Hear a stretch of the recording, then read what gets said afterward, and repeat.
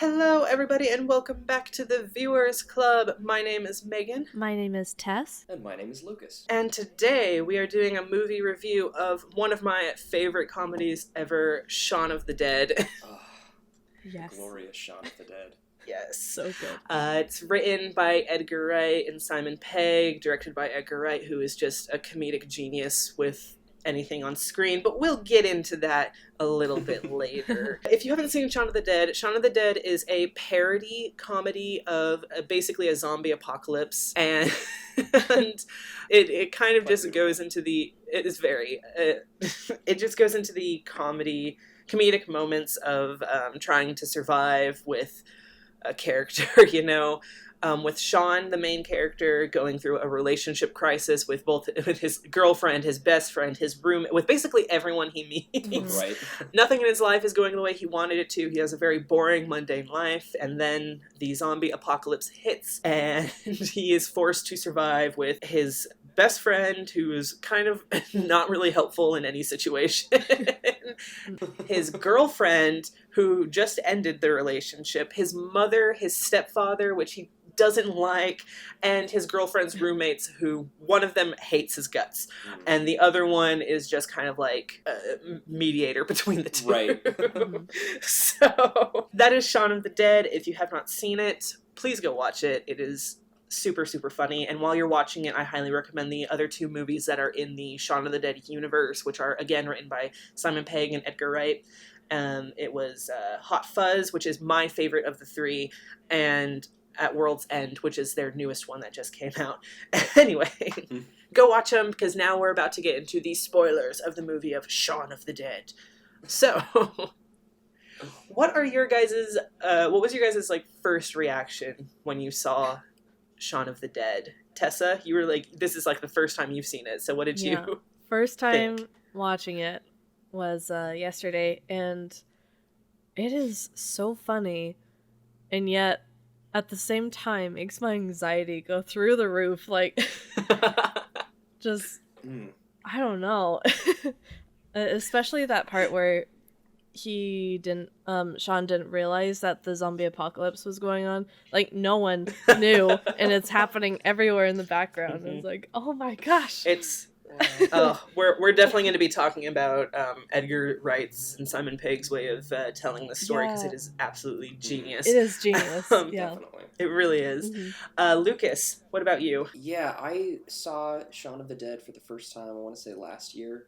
I'd kind of heard about it, and I'd heard about his other films, and I just absolutely loved the story, and I loved the way that it was told, and I loved all of the characters and how they interacted with each other. It just felt like a movie that you know, despite the themes of it and despite kind of the setting, it felt like just a feel-good movie that you sit down to watch whenever, you know, just on an afternoon when you want to have fun. Like, let's watch Shaun of the Dead. Yeah. For me, I'm somebody who doesn't really like zombie movies, because they are the same story over and over again. It's survival. You have the cliche badass character who's got a dark, it's just, you have a whole lot of cliches and stuff, but this one is by far one of the funniest ones I have seen. It is done so well, and it's super original the way that they did it, and I want to start talking about some of the things that have like happened in it, specifically the use of story and wordplay that is in it. Specifically, I'm talking about things happening in the background, the obliviousness to the characters. It's so well written.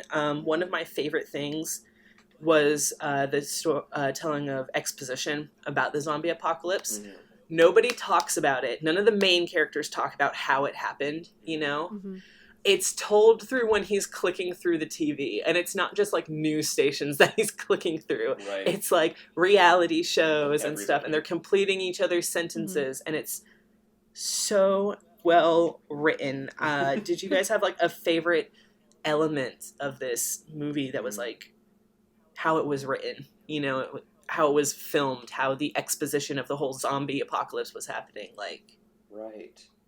any thoughts? I think as far as screenplay wise and kind of the story, I really loved the kind of, with his, what I've kind of noticed with his films is that he has a lot of reoccurring jokes, whether it be visually or whether it be through dialogue. And I just really loved whenever they came back up, or through different characters. Like if one character makes kind of a realization about another character, like, wow, this person's blank. And then, like, later on, a completely different character's like, wow, that person's blank. It's great. I love how he ties all that in. He does really great with repetition and mirroring. Yes. And it's done in a very tasteful way. Yeah. On kind of the filmmaking and his visual comedy style of filmmaking, I just really love all of the transitions between all of the scenes, and the way that he portrays the scene itself, like that scene that you were talking about where he's walking to the convenience store and back. Right. I loved that. I loved the kind of the first time that he was going, so we see his mundane life, and then we see it in the zombie apocalypse. What's amazing is that it's the same path. He's doing the exact same thing. He literally trips in the same spot that he did. It's just the use of mirroring, and it's incredible. Tessa, do you have anything you would like to add? Yeah, and going visual off of or that, writing. Yeah, going off of that, also that line where they're like, "Oh, you have red on you." Like, there are so many different meanings to that one line, and that was really cool to see. Right. How it changed each time. Or like him waking up in the morning and like walking to the door frame and like yawning. It's like, is he a zombie? Or no, he's just waking up. It's like, are we starting this already? Yeah.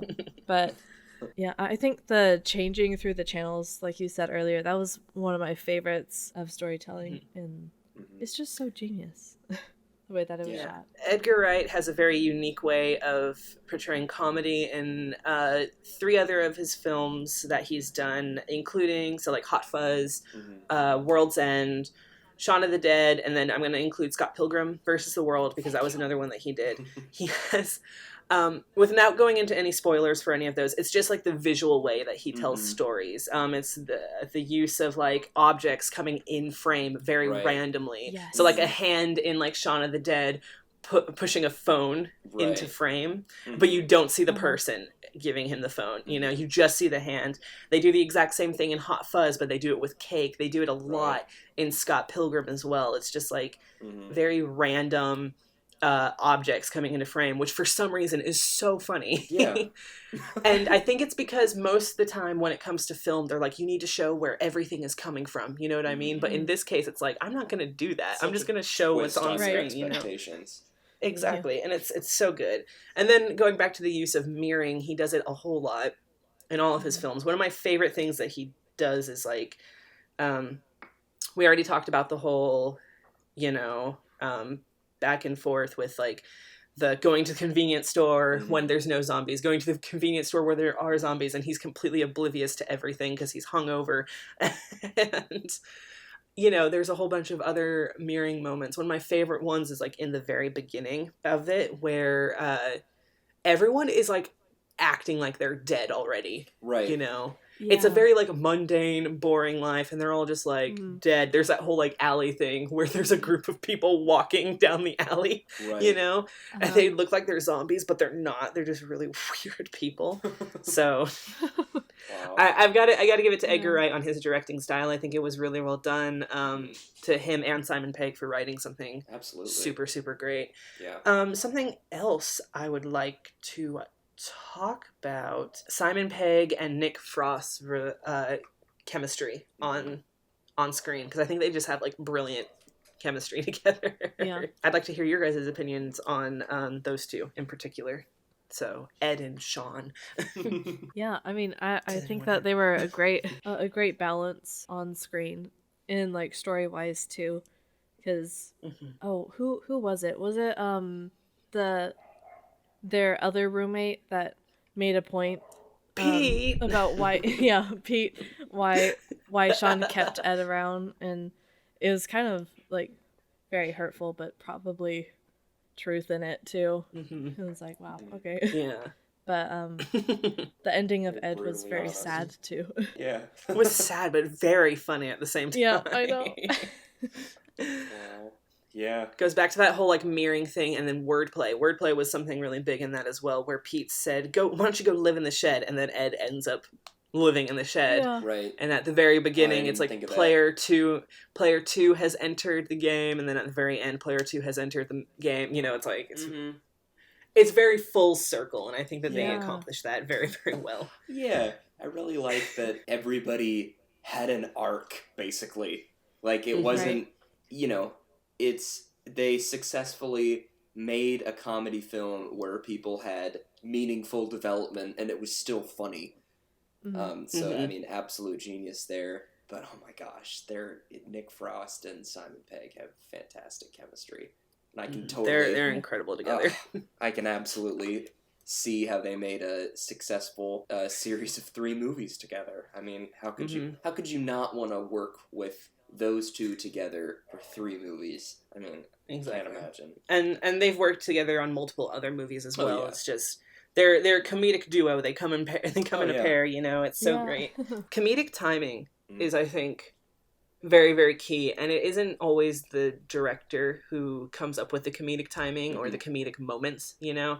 It's also the actors who do that. So I wanted to see what some of your guys' favorite comedic moments were in it, and there's a lot to go through. Right. And we talked about a few already.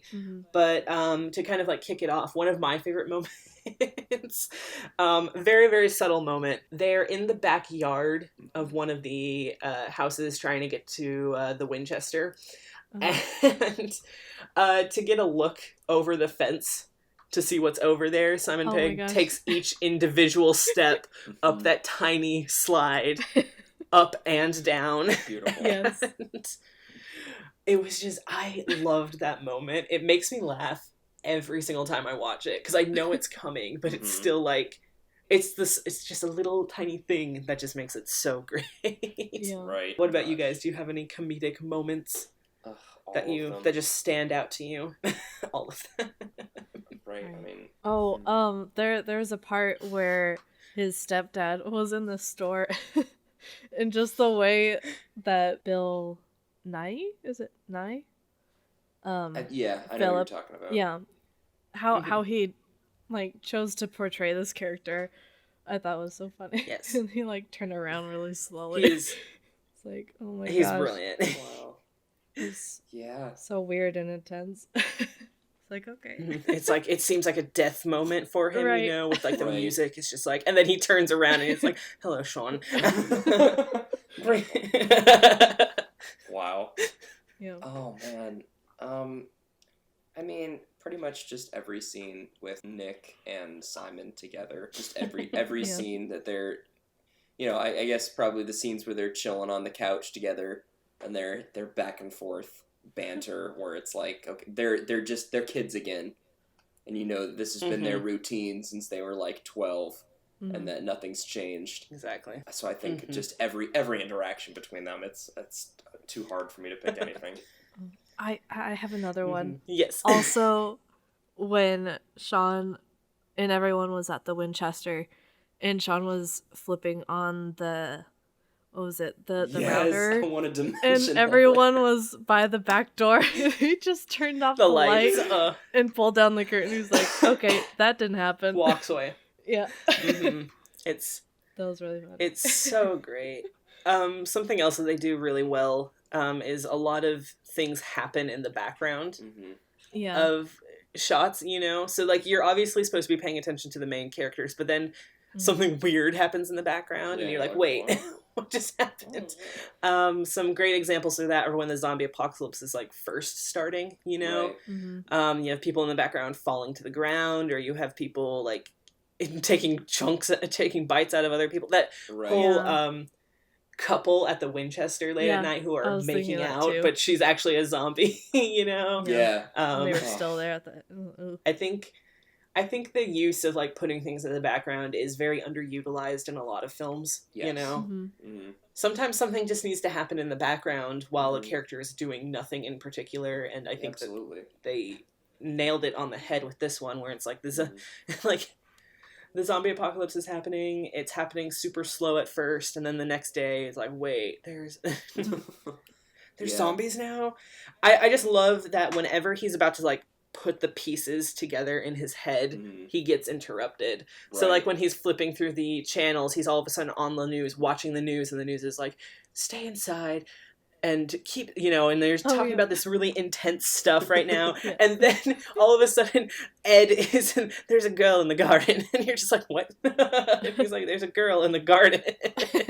And every time he's about to piece something like major together, just interrupted. It's so... I know. It's frustrating. It's so frustrating, but at the same time, that's what makes it so funny. Yeah. So they're good. like, what if the people you knew were idiots? What if? You're just like... This is what it would look like. Yeah. This is what it would look like. Oh, man. It's so well done. Edgar Wright is definitely... It's like what you were talking about before, with, he brings stuff into frame, and coupled with he has stuff in the background, and I feel like he does things that nobody else really did. He does things that nobody else really does, and when he does them, it's really effective. He doesn't just like try to do them and try to make it work. He does it effectively, and I think there's definitely something to be said about him breaking the mold and really make it look like he's not breaking the mold. He kind of he does it and then makes it like, no, this was he does it so here. effortlessly. Yeah. This tool was always here. Tessa and I were talking about comedy when we discussed Duck Soup, and we were talking about how comedy is so hard to get right and to find a good director and writer and storyteller and actors who can do comedy in a good way. And editor. Like so an editor, absolutely. And it's so hard to make a good, for me anyway, comedy isn't one of my favorite genres to watch because a lot of comedy today redoes a lot of old jokes or it just isn't funny to me, It could be funny to somebody else, absolutely, but I feel like a lot of the comedy made today is they're chaotic storylines, they're chaotic characters. There's no real like structure or like anchoring into a story or a world or an event, and the characters kind of change when the writing needs them to change. You know what I mean? Yeah. But for this one, it's a good comedic story because for me at the very least there's character arc, there's a anchoring event that keeps the characters kind of grounded. The characters don't change when necessary, and when necessary for the story they're still the same characters. Ed is still kind of a buffoon and an idiot even though they're in danger. He doesn't change or become heroic at any point except for like the very, very end of the movie where his character arc is like, now he would do that, so it's for me, comedy is really hard to nail down. There are very few people who I think do it right. I think Edgar Wright, Simon Pegg, and everyone who worked on this movie and all of the other the other two that are connected to this little series, I think they do it completely justice. But like, what's your guys' opinion on comedy today, and what's your opinion on the comedy genre in general, I guess? I have a lot. So Tessa, why don't you take this one, and then I'll go off. Like Megan said, we did discuss this a bit, and she kind of covered a lot of what I agree as well. Just like the overuse and lack of originality in jokes in comedy, at least right now. Hopefully that'll change soon, but I think that's kind of what it boils down to. But in this film, I felt like they were very creative in so many different ways, not just in the actors and the screenwriting and what the director had, but also with the editing, because the editing can make or break a joke and timing. The whooshes for transitions. Right. And the pacing of the scene. Everything. Yeah, absolutely. Yeah. So since the dawn of time, comedy we don't have time for that. I'm gonna be the Osama of this topic. Just a lot of comedy films, it seems like they're more reliant on kind of those cheap jokes in the scene, and kind of it seems like they focus on a lot of smaller things, like they'll try and do the cheap jokes, or they'll try and maybe just focus on the actors, which the actors can be funny, and that's not a bad thing, but it's kind of like they're reliant on a lot of on a lot of like single things in the production, such as acting or something. They don't utilize all of the tools, which I think Edgar Wright does, and a lot of other good comedy films do. Yeah. I think a good example of that, and I'm not saying that this movie is bad by any way. I actually really love this movie personally, but a really good example of everything that you just said is the comedy musical Pitch Perfect.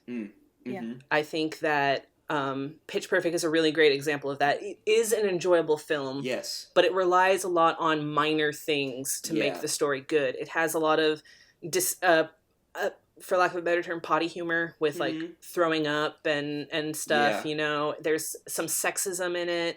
There's it makes fun of other people. And it has very minor jokes that don't play out till the very end, Right. It doesn't mean that the movie isn't good. I still really enjoy Pitch Perfect, but a lot of comedy movies like that utilize very small, minute things, while Edgar Wright and everyone else who worked on Shaun of the Dead were like, we need humor in the entire movie, and we need like reoccurring jokes because the audience isn't stupid. They're gonna remember when we said something like you're sure, like you have red on you, or like you're gonna, the next time I see you you're gonna die. It's like it's it's a lot of I get what you mean. I get what I totally understand. It's like they use a wall or a bench in the comedic tool shed, while Edgar Wright and directors that are like him that show comedy like that, they use the whole shed, and they use all of the tools that are available, and it's so satisfying to watch. And honestly, with shows like Pitch Perfect, it's like the actors totally made that film, right? I mean, totally were the driving force. Yeah, they carried it. So when you have totally. Exactly. But it's so cool when you see a film that you just know that every single role and every single piece that would make it a good film came together and did it well. And you could tell they all really enjoyed. I mean, I can't imagine how fun that project would be. Right? I cannot imagine how fun Shaun of the Dead would be to film. I guess that comes to a different question. Like, what are some other great, like, movies or shows that you think deal with comedy in a really, really good way? I can name two that Lukas and I will agree on that I think nail comedy really great. That is, the Grand Budapest Hotel is one of them. Yes. I think that one uses comedy in such a unique way, in such a really, really great way. The other one is Hail Caesar, which is another one I think does comedy in a really great way. And I think what make all three of these, like Shaun of the Dead, Hail Caesar, and the Grand Budapest Hotel, so good is that they're not, they don't think that the audience is stupid, if that makes any sense. I was going to say that earlier, but that I was kind of holding off because I was like, well, maybe. Yeah. Yes, so the thing with Pitch Perfect. The thing with Pitch Perfect is that the story is simple, the characters are, for lack of a better term, simple. The jokes are simple. It's not it's not a very complex movie to watch, if that makes any sense. Yes. Right. And most movies and most comedy movies shouldn't be, but it's like Pitch Perfect was to the point where it's like you could not be paying attention for half of that movie and you'd still know what was happening. You know what I mean? Mm-hmm. So, like, movies like Shaun of the Dead, like Hail Caesar and Grand Budapest Hotel, they don't see their audience as not understanding what's happening.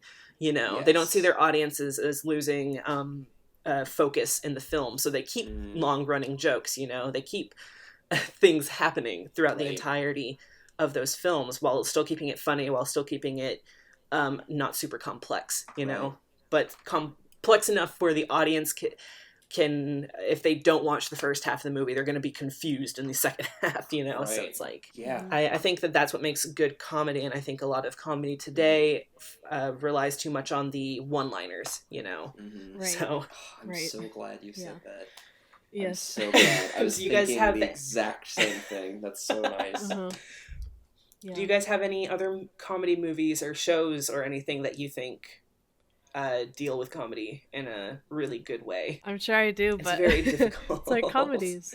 I've never seen a comedy. What is comedy? Yeah, as soon as you have to think about it, it's like yeah. all out the window. Well, the ones that it seems like I laughed at the most, there's always Monty Python, who were, they were very revolutionary. Yes. But I also think a lot of animated films kind of deal with comedy nicely, and that might be because they have control over everything. They have control over everything, and they're not limited in the same way some like live action films would be. And I'm trying to think of specific ones, but it's mainly. I think Gravity Falls is a good one. Yes, Gravity Falls. I really like Cloudy with a Chance of Meatballs. That one always made me laugh. That one's Cloudy cute. with a Chance of Meatballs is really fun. Yeah. But like the same thing where they manage to have kind of all of those things come together, and it's not just and tell an actual story. Yes, they tell a story, and it's not just kind of those simple one-liners. It's it's an actual story that envelops, and you can tell a lot of care was put into it. Tess, do you have any? I'm sorry, I don't at the moment. If I'm being honest, yeah. The same thing goes for me. It's like there are some comedies that I can name, but I just don't think that they have the same reaction that I get for like watching movies like Shaun of the Dead or anything. So it's like. And what's interesting is that I feel like the movies that I find the most hilarious and the movies that I kind of think of as a comedy are definitely not marketed as one, and they're definitely not labeled as one in the genre section. Like Grim Budapest Hotel and Hail Caesar, like those movies have hilarious moments, but I don't know if they'd be more labeled in like the drama area almost, right? Yeah, and which is weird because they're definitely not just dramas. No, and that's what I think is so beautiful about them, is that they blend the genres in such a wonderful way where you can have this meaningful story and still find this wonderful humor in it. I think a good example of that is Pulp Fiction. That's definitely not it's definitely not a comedy. Like, it's not marketed as a comedy. There's so much drama, but it's definitely drama action for sure. Right. But I laugh so hard throughout that entire film. And it's and it's, a part of it is because of because it's so real and grounded in reality. It's like that's what makes it funny. It's almost situational comedy, or it's almost kind of in that moment and the irony of what's going on. So I just think that's interesting, that I feel like a lot of films that I find the most humorous or that I have laughed the hardest in were definitely not marketed as comedy, and that's definitely not like how I would describe the film genre-wise. Interesting, yeah. This discussion got more onto the comedy basis, but to kind of like wrap it up, do you guys have any other thoughts or comments on the Shaun of the Dead movie that you'd like to talk about before we end? Yeah. Yeah. I think I should have mentioned this earlier. I think my all-time favorite scene was when they were at the Winchester and Don't Stop Me Now started playing on the jukebox. Oh my gosh. And just everything that went with that. Everything. That entire scene is so great. The lights flicking off to make it look like the zombies were, everything. Absolutely everything about that scene was hilarious. So chaotic. Tess, do you have anything you'd like to talk about for Shaun of the Dead? If you haven't seen it, please go watch it. It's really Please funny. do. I did enjoy it a lot. I'm not sure if there's anything else I would say. Also the another example of that mirroring part where Sean's in the bathroom and he closes the mirror and Pete's behind him. Yeah. And then he's a zombie. That was so scary. But like, how That's did he so not good. know? I love Yeah, that. it was great. It was a good part. We could go through like each scene of that movie in its Honestly. own episode and Pick it just talk apart. about what makes it funny. We You could. know, Yeah. So it's just Yeah. it's super good. Yeah, Tessa said it best. Watch Shaun of the Dead. It's super funny. Once you watch Shaun of the Dead, please, I beg of you, watch Hot Fuzz and watch World's End, because what makes these three movies great is they're written and directed by Simon Pegg and Edgar Wright. They worked on all three of these. They have all of the same actors are in them, you know? Yeah. So like Sean's girlfriend is in all of them, you know. Nick Frost, Simon Pegg, they're in all of them. Sean's dad is in them. Martin Freeman is in all of them. It's like Awesome. you will see actors from every single movie, from each movie in all three of them. And what makes it great is that they do have comeback jokes, you know, like with the ice cream thing is something that comes back. The pub is something that always pops up. It's just Glorious. it is that all three of them are so great. Hot Fuzz is my personal favorite of the three. Lucas, have you seen all three of them yet? I haven't. I've only seen Shaun of the Dead. Same. We'll have to watch and I know the Tessa next two. hasn't seen Yeah. it. Exactly. So I guess that means after when we do reviews of like Hot Fuzz and World's End, I guess we're going to have to say which one is our favorite. Yeah. But I can say wholeheartedly right now, Hot Fuzz is definitely my favorite of the three. Nice. It was the second one that they made together. It is so funny, just like Shaun of the Dead. Yeah. So if you get the chance, watch all three of these movies. They are super, super good to watch, and watching all three of them side by side is just great. But Lovely. I guess we'll end this episode, and I want to know from our listeners out there, what is your favorite moment from Shaun of the Dead? And if you've seen all three of the movies, which one is your favorite out of them? What do you guys think of the comedy genre in general? Let us know. Any adult answers are welcome. Yes. So, thank you guys so much for listening to this episode of The Viewers Club on Shaun of the Dead. My name is Megan. My name is Tess. And my name is Lucas. And you all have a good... Have a good, everyone.